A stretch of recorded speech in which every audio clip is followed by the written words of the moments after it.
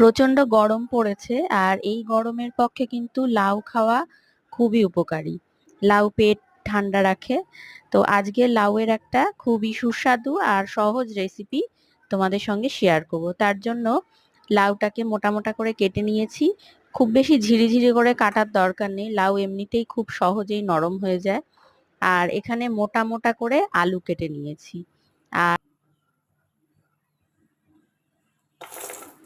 আর এখানে নিয়ে নিয়েছি সর্ষের তেল। সর্ষের তেলটা গরম করেছি, তার মধ্যে বিউলির ডালের বড়ি লাল লাল করে ভেজে তুলে নিয়েছি একটা পাত্রের মধ্যে। এবারে যে তেলটা রয়েছে সেই তেলের মধ্যেই কালো জিরে আর একটা শুকনো লঙ্কা ফোড়ন দিয়ে দিয়েছি। তো এরপরে এর মধ্যে দিয়ে দেব সেই যে কেটে রাখা আলুটা ছিল, মানে মোটা মোটা করে যে আলুটা কেটে রেখেছিলাম আলু ভাজার মতন করে, সেই আলুটা দিয়ে দেব। দিয়ে তার মধ্যে সামান্য একটুখানি নুন আর সামান্য একটু ঢাকা দিয়ে দিয়ে ভাজতে হবে, যাতে আলুটা ভাজার সঙ্গে সঙ্গে ভালো রকম ভাবে সেদ্ধও হয়ে যায়।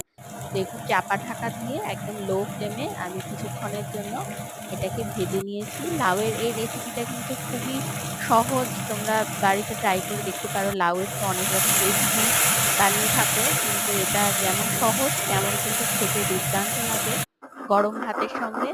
আর আলুটা যতক্ষণে মানে ভাজা ভাজা হচ্ছে ততক্ষণে আমি একটা মশলা বানিয়ে নিয়েছি। একদম সিম্পল মশলা, পোস্ত, দুটো কাঁচা লঙ্কা আর সামান্য একটু নুন দিয়ে বেটে নিয়েছি।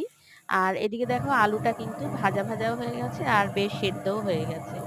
এবারে এর মধ্যে কেটে রাখা যে লাউগুলো ছিল সেগুলো দিয়ে দিচ্ছি। তো এবারে একটুখানি লবণ দিয়ে দিলাম, মানে স্বাদ অনুযায়ী লবণ। লবণ দিয়ে এবার এটাকে ঢাকা দিয়ে আমি কিছুক্ষণের জন্য রান্না হতে দেবো।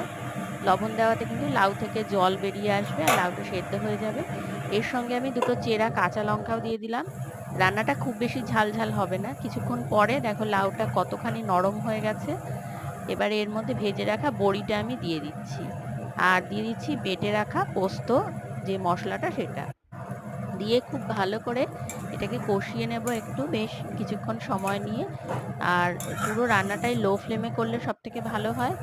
তো এবারে এর মধ্যে দিয়ে দেবো পরিমাণ মতন চিনি। এটা একটু ঝাল মিষ্টি টাইপের হবে, নিরামিষ রান্না যেহেতু। এবারে সব শেষে এর ওপর দিয়ে ছড়িয়ে দেবো ফ্রেশ ধনেপাতা কুচি। ধনেপাতার ফ্লেভারটা কিন্তু পোস্তর সঙ্গে খুব ভালো যায়। তো এটা একদমই তৈরি হয়ে গেছে। এবারে একটা পাত্রের মধ্যে নামিয়ে নেব।